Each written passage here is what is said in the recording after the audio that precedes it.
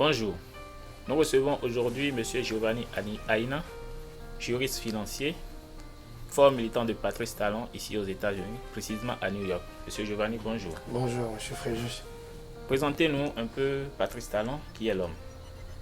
Patrice Talon, c'est un opérateur économique qui est rentré dans le monde des affaires en 1985. Il est propriétaire de plusieurs entreprises au Bénin et il a décidé récemment de rentrer dans le monde de la politique en voulant être président de la République au Bénin. Le but étant simplement d'aider les Béninois à s'en sortir. Okay. Que pouvons-nous retenir concrètement de l'homme et quel est son programme d'action? Son programme d'action est bien large. Son programme d'action couvre différents domaines tels que la santé, l'éducation, l'agriculture, l'électricité. C'est bien large, ça porte sur différents domaines et je pense que nous sommes ici maintenant pour discuter de ces différents domaines et apporter l'information à nos frères, que ce soit ici à New York ou que ce soit au Bénin et dans le monde entier, sur le contenu de ce programme. Parlons de la santé et de l'enseignement. Quelles sont les réformes qu'il compte apporter? D'abord, quand on prend son programme au niveau de la santé, la première chose, c'est de rapprocher les centres de santé de la population. Donc, il faudrait revoir la cartographie des différents centres de santé. Ensuite, passer à l'équipement de ces centres de santé pour que les Béninois ne soient plus obligés de quitter le Bénin pour aller dans des pays voisins pour se faire soigner. Il y a aussi la disponibilité des agents de santé parce qu'il arrive souvent que au Bénin, pas nécessairement à Cotonou, dans les grandes villes, que les gens aillent dans les centres de santé, ce qu'ils ont créé récemment, ça fait déjà quelques années, les hôpitaux de zone, et qu'il n'y ait pas de médecins sur place, qu'il n'y ait pas de chirurgiens. Vous voulez dire par là qu'on n'a pas assez de médecins dans le domaine, c'est ça? Parfaitement, parfaitement. Nous allons passer à un recrutement de plusieurs agents de santé et à la formation de ces agents de santé aux normes actuelles et à l'utilisation des équipements modernes médicaux. Comment se feront ces recrutements et sur quelle base? Parce que vous n'ignorez pas les concours qui ont été organisés récemment. Non, mais les concours, évidemment, les concours sont mal organisés. Moi, je dis, les gens, il faut d'abord leur porter l'information. Ça veut dire quoi? Lorsque l'on lance les concours, il faudrait que les Béninois aient l'information. Et l'information, dorénavant, avec le président Patrice Talon, sera disponible sur vos portables à n'importe quel moment. Grâce à l'Internet, les informations concernant les concours seront disponibles. Alors, la procédure, toute la procédure aussi des concours doit être revue. Le dépôt des dossiers, parce que je pense que dans le processus, même pour déposer les dossiers, les Béninois, ils se tracassent trop. Aujourd'hui, nous avons les paiements électroniques, nous avons le M-Mobile actuellement au Bénin. Ça veut dire quoi? Ça veut dire que lorsque vous voulez fournir vos dossiers, vous n'avez pas besoin de faire le rang pour acheter la quittance au niveau du Trésor public. Vous faites un paiement en ligne, vous pouvez vous inscrire en ligne et vous composez simplement. Alors, il y a aussi un autre problème. Lorsque je regarde ceux qui vont déposer les dossiers, je prends quelqu'un qui est à commencer, on lui dit d'aller déposer les dossiers à Cotonou. Quelqu'un qui est à Tchaourou, il sera obligé d'aller à Parakou, ou bien quelqu'un qui est à Niki, il va dire je vais à Parakou. Quelqu'un qui est à Comé, il sera obligé d'aller à Lokossa. Je pense que le processus sera plus simple pour nos jeunes frères qui pensent aller au concours. Ils n'auront qu'à déposer les dossiers dans les CEG dans lesquels ils ont l'habitude de déposer. Et vous croyez que ces réformes peuvent marcher? Parfaitement. Vous savez, les réformes, il faut des gens qui veulent faire les réformes. C'est ça la particularité du Bénin et des pays sous-développés. Tout ce qui est bon, nous savons ce qui est bon au Bénin. Mais nous ne voulons pas faire ce qui est bon. Je prends l'exemple par exemple de l'organisation du baccalauréat au Bénin. Oui. Alors, l'organisation du baccalauréat est très bien faite. Et cela est reconnu partout sur le plan international. Alors pourquoi ne pas utiliser un même schéma pour les concours, pour qu'on ait des résultats pour des concours fiables? C'est ça le problème. Okay. On parle de concours, on parle également d'emploi des jeunes. Que pensez-vous par rapport à l'emploi des jeunes? Oui, mais l'emploi des jeunes, je pense d'abord que la première chose, parce que tu avais parlé de ça, c'est l'éducation des jeunes, l'éducation, l'enseignement, que ce soit de la maternelle jusqu'à l'université. Alors, je vais vous parler brièvement de ça. La maternelle, il y aura des réformes par rapport aux aires de jeu. Au primaire, il n'y aura plus des enfants qui vont s'asseoir par terre. Parce que nous avons eu l'indépendance, ça fait bon nombre d'années, mais des Béninois continuent toujours de s'asseoir par terre. Oui, nous allons construire des classes pour ces enfants.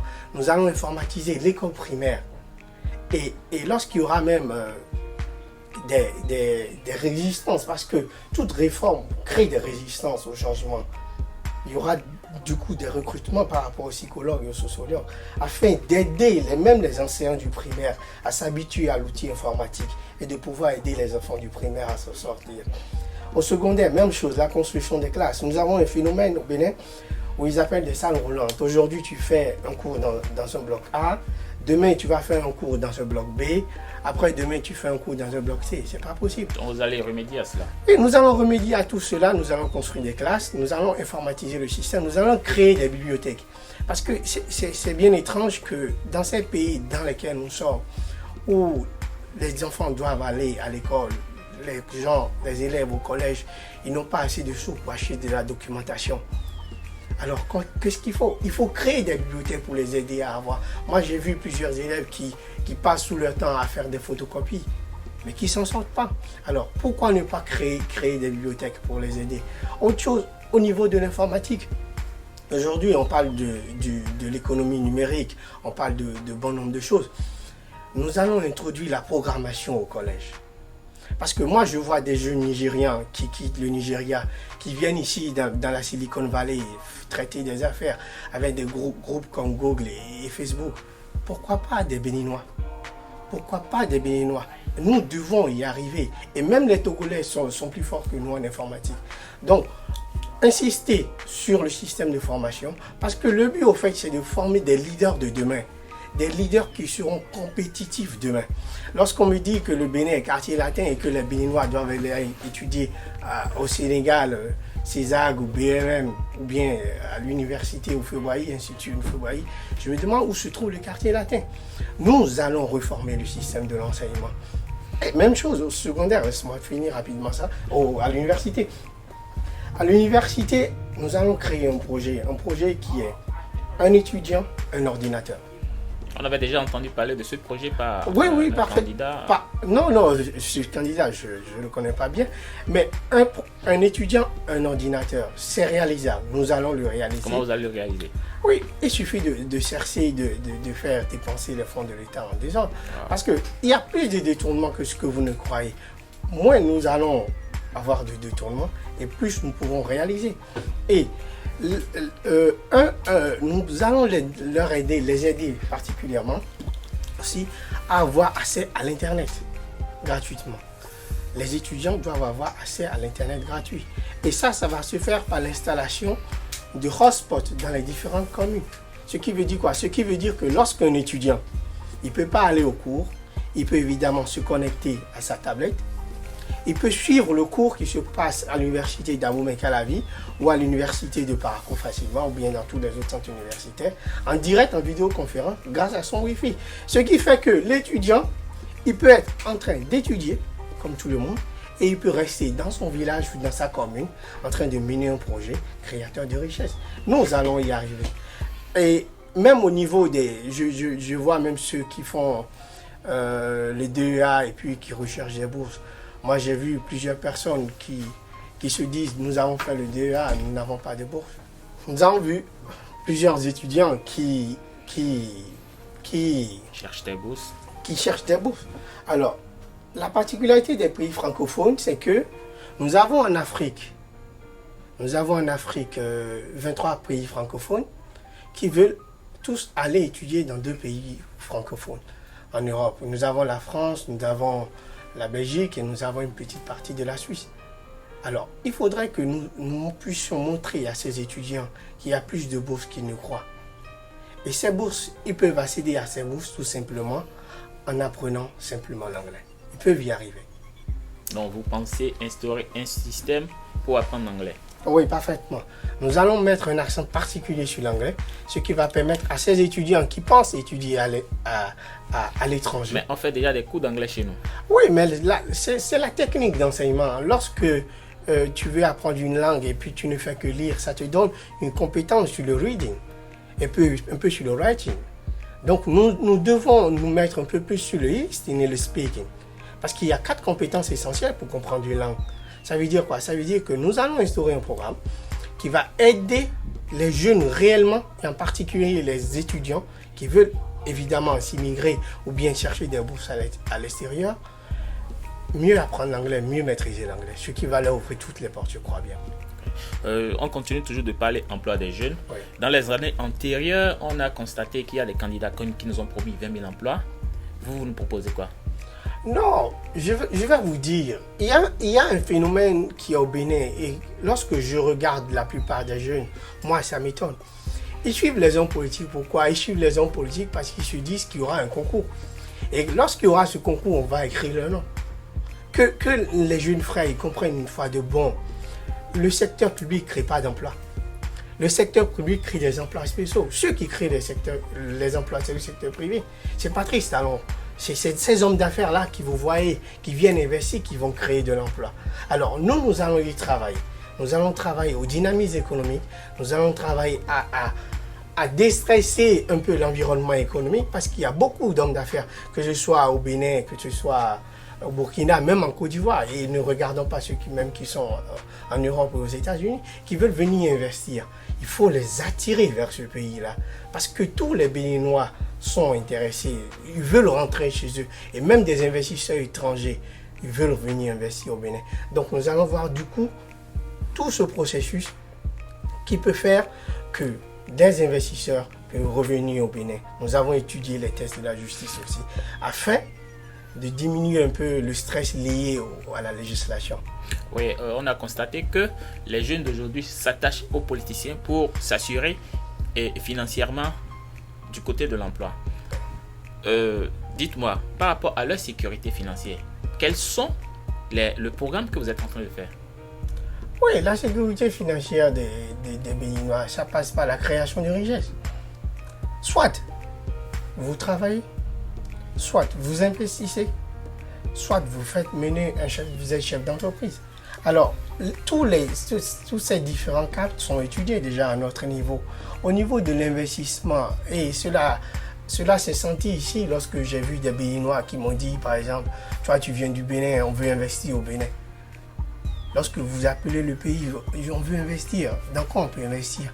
Ils vont vous dire construire une maison à louer, acheter des parcelles.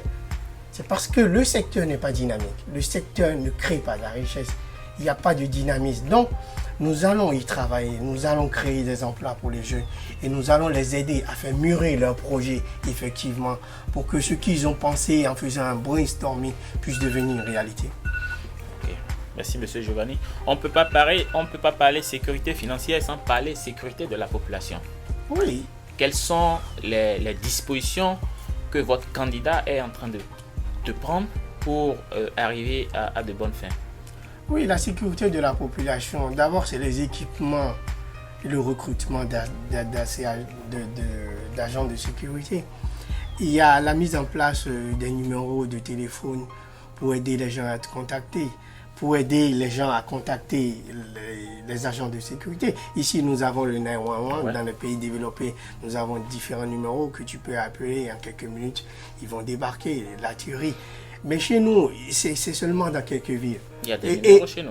Oui, il y en a, mais il y en a que dans quelques villes essentiellement. Je prends quelqu'un qui est caché à l'alo là-bas et qui est dans sa maison et puis un voleur vient la nuit. Qu'est-ce qu'il peut faire? Il va dire olé. Parce que pourquoi il va dire olé alors qu'il a un téléphone qui est chargé, il a du crédit sur le téléphone, il a l'internet sur le téléphone? Qu'est-ce qu'il peut faire? Alors nous allons mettre en place un système qui va leur permettre d'appeler ceci bien évidemment gratuitement et de se faire aider en temps utile. Autre problème, la menace qui est à côté, c'est une menace à ne pas négliger, la sécurité des frontières. Mais c'est dire quoi? C'est dire que nous devons dorénavant connaître tous ceux qui rentrent dans ce pays. Nous devons les identifier. qu'ils aient des cartes d'identité, des passeports qui n'aient pas de carte d'identité. Nous devons les identifier. Nous allons passer le fingerprint pour savoir qui ils sont. Même s'ils n'ont pas de pièce d'identité, parce que l'environnement qui est sous-régional a fait que il y a beaucoup de nos voisins qui n'ont pas de pièce d'identité. Niger, Burkina, Nigeria même, ils n'ont pas d'identité. Donc, ils peuvent simplement donner leur nom. On peut les identifier par la photo. On peut les identifier avec leurs empreintes digitales. Même si le nom est faux, c'est pas grave, c'est un début d'identification. Et c'est ça, nous allons y arriver progressivement. Mais vous parlez d'identification de ceux qui vont entrer dans le pays. Ouais. On ne peut pas parler d'identification sans parler d'électricité. Et vous avez constaté depuis quelques jours les coupures qu'on a chez nous. Quelles sont les réformes que vous proposez pour y remédier? Oui, l'électricité, c'est un drame vraiment chez nous. C'est vraiment un drame. Il y a 30 ans, on avait les coupures. Aujourd'hui, nous avons les coupures. On dirait que l'électricité, on fait de la magie pour l'avoir. Non, ce n'est pas de la magie. L'électricité, ça se produit. L'État devra se mettre simplement en partenariat avec le privé pour commencer à fabriquer l'électricité. Et au niveau même de la distribution, les réformes au niveau de la SBE, je vois des gens qui demandent des compteurs d'électricité et une année après, ils n'ont pas les compteurs d'électricité. Comment ça s'explique? Il y a des sociétés qui veulent vendre des compteurs d'électricité et il y a des Béninois qui veulent des compteurs d'électricité. Alors comment est-ce que cela s'explique? Que cette société qui est là ne puisse pas acheter des compteurs d'électricité et vendre simplement. Et vous nous proposez quoi là? Oui, mais là, c'est la réforme entière de cette société d'électricité du Bénin. Vous allez privatiser? Non, pourquoi privatiser? Nous allons mettre une meilleure gestion dans cette société pour fournir l'électricité, pour fournir les compteurs. Et le système qui sera mis en place au niveau même des compteurs, actuellement nous avons des compteurs intelligents. Ça veut dire quoi? Vous n'avez plus besoin d'aller... Parce qu'au Bénin, lorsque tu habites, supposons à Papa, tu ne peux pas payer ta facture à Godomé. C'est un truc fou cette histoire. C'est un truc fou. Donc tu es obligé de payer tes factures à Papa. Nous allons centraliser le système de telle sorte que celui qui est à Dobo, il peut payer la facture de son enfant qui est peut-être à Bembereke. Tout ça c'est possible, mais c'est des réformes qui doivent être mises en place, même au niveau des compteurs. Je vois, on a actuellement des compteurs électroniques ou électriques qui sont rechargés avec des numéros. Pourquoi est-ce que ces compteurs électriques, ces numéros ne peuvent pas être vendus dans la rue comme les crédits de réseau GSM? Ça veut dire que lorsque nous allons prendre le pouvoir, nous allons vous faciliter la vie sur plusieurs points. Et c'est ça particulièrement, c'est pour ça que nous voudrons que le président Talon prenne le pouvoir. Vous pouviez intervenir dans cette émission en envoyant vos SMS au 347 9 63 07 64. Monsieur Giovanni, je voudrais vous demander, qu'est-ce que le président Talon préconise pour les Béninois de la diaspora? Oui, les Béninois de la diaspora, la première chose que les Béninois de la diaspora ont lorsque je suis venu ici, c'est le besoin d'investissement dans leur pays. Ils veulent investir dans leur pays, mais il n'y a réellement pas dans quoi ils vont investir. C'est un problème. Et le second problème, je vois beaucoup de Béninois qui chaque semaine font des transferts au Bénin. Alors pourquoi ils font des transferts? Ils font des transferts au Bénin parce que ceux qui sont au Bénin ne s'en sortent pas. Vous comprenez? Ils font des transferts, ceux qui sont au Bénin ne s'en sortent pas. Donc évidemment, il faudrait que nous arrivions à enrichir ceux qui sont au Bénin. Enrichir ceux qui sont au Bénin. J'ai vu aussi récemment un projet de logements sociaux ou bien de logements qui est entamé avec une banque de la place. Nous allons construire des logements parce qu'il y a aussi beaucoup d'immigrés qui veulent avoir chez eux au Bénin. Mais évidemment, les parcelles ne sont pas sécurisées. Tu envoies l'argent, tu les appelles après, ils disent qu'ils se sont partagés les sous. Je crois qu'on a deux messages qui sont là. Il y a des téléspectateurs qui nous demandent par rapport à l'entrée en politique de votre candidat, si ce n'est pas par variance. Non, loin de là. Le président Talon lui-même l'a dit plusieurs fois. Ce n'est pas parce que nous avons eu des conditions qui ont fait que nous sommes sortis du pays que quand nous allons revenir, nous allons vouloir que nos frères sortent du pays.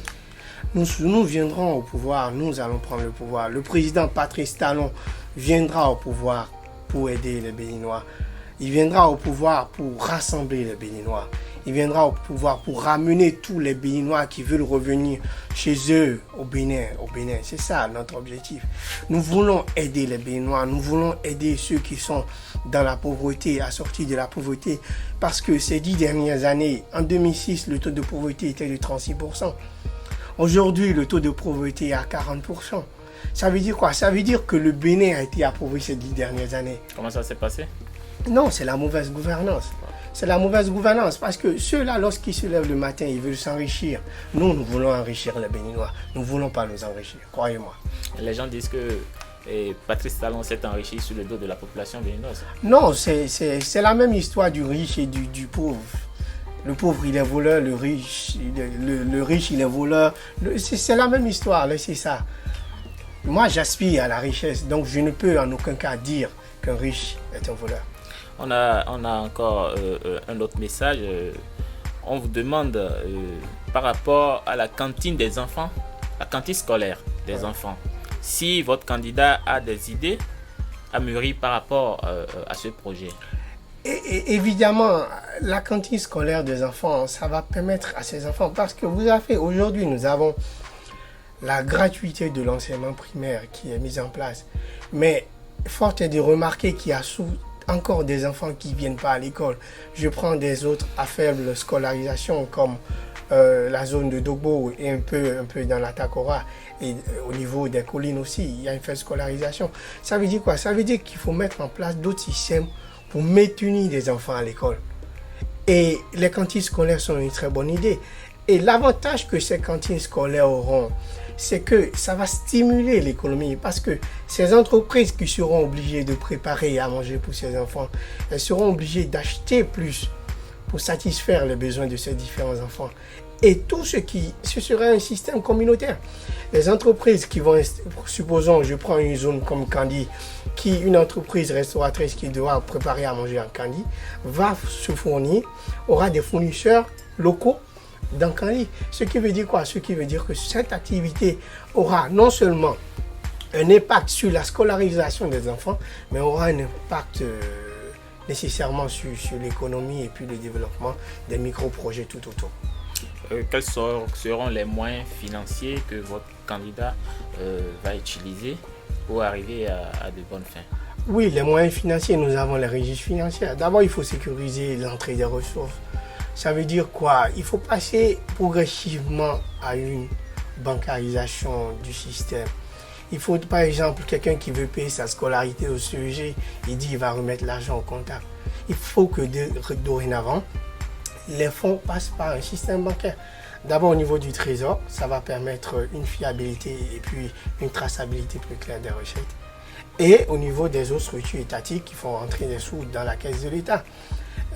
Au niveau des impôts, parce que c'est aussi une régie, nous allons nous caler un peu, mettre l'accent sur la formation des agents des impôts. Parce que ceux-là, ils vont chercher de l'argent pour l'État.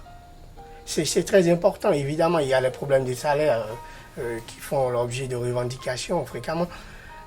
Mais il faut qu'ils soient formés. Il faut qu'ils soient formés au système d'information. Parce que moi, j'ai vu beaucoup de choses. J'ai vu des inspecteurs ou bien des agents qui ne sont pas très formés. Parce que le monde évolue à 2000 km à l'heure. Mais au Bénin, nous évoluons à 20 km à l'heure. Ça veut dire quoi? Ça veut dire qu'il faut les former au système d'information, il faut les former aux techniques de détection de fraude. C'est fondamental. Pour qu'ils puissent nous ramener l'argent, il faut qu'ils soient formés sur les IRP, les ERP, les SAP et tout ça. Ensuite, le code de déontologie, c'est aussi important. Et il faut les amener à ne plus se focaliser sur les entrepreneurs, à ne plus faire la pression fiscale sur les entrepreneurs. C'est bien important. Un autre point important, c'est l'influence du pouvoir, de l'exécutif sur le système des impôts. C'est-à-dire, on a remarqué ces dernières années que les impôts sont devenus un moyen de pression politique. Mais c'est sur les impôts que le pays marche. Non, il s'agit d'un moyen de pression politique. Ça veut dire quoi? Ça veut dire que Lorsque vous n'êtes pas pour un candidat qui a la présidence, on vient vous, le candidat qui est pour la présidence ou bien le candidat qui est au pouvoir, on vous fait des redressements inexpliqués.